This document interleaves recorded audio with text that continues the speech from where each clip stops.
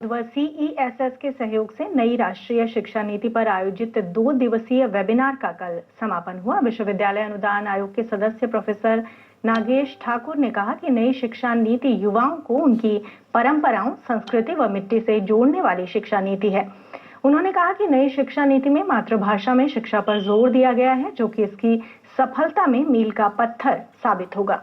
Professor Thakur ने कहा कि किसी भी राष्ट्र के निर्माण उसके स्वावलंबी, सुरक्षित, विकसित व शक्तिशाली होने के लिए जरूरी है कि उसकी युवा पीढ़ी शिक्षित हो और संस्कृति व परंपराओं से जुड़ी हो।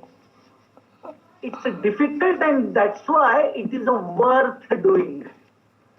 आसान बात तो अदरवाइज कोई भी कर लेता है, आसानी से कर लेता है।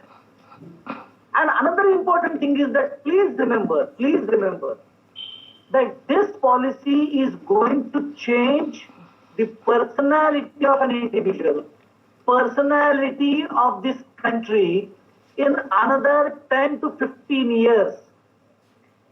वेबिनार के समापन सत्र में प्रोफेसर मिलिंद मराठे ने नई शिक्षा नीति को नए भारत के निर्माण में महत्वपूर्ण बताया और कहा कि अगले 15 वर्षों में इस नई नीति के सकारात्मक परिणाम आने लगेंगे। उन्होंने कहा कि ये हमारी जिम्मेदारी है कि हम इस नीति को जमीनी स्तर पर उतारने में अपने स्तर पर योगदान दें और वो दिन दूर नहीं जब भारत शिक्षा के हब और सुपर पावर के रूप में अपनी पहचान वैश्विक पटल पर कायम करेगा।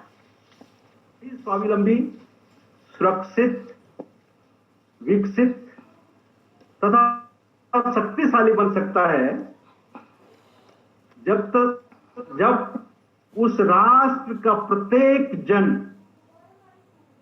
उस राष्ट्र की मूल संस्कृति, परंपराओं से जुड़ा होता है। यानी कि जब वो अपनी जड़ों से जुड़ा रहता है तभी वह राष्ट्र एक स्वावलंबी और सुरक्षित राष्ट्र के रूप में जाना जाता है। प्रदेश में कोरोना से ठीक होने वालों की संख्या में लगातार